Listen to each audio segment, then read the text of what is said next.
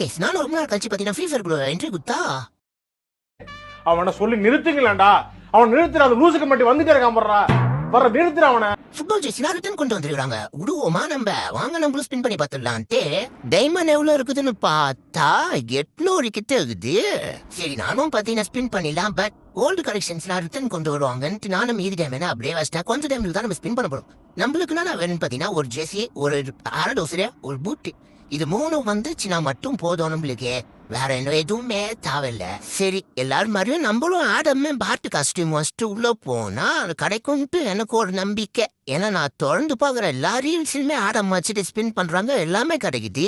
So வாங்க நம்ம spin பண்ணிடலாம். ஃபர்ஸ்ட் ஸ்பின்னே கடவுளே ஏதாச்சும் குத்துருவாங்களா அப்படின்னு பார்க்கறதுக்குள்ள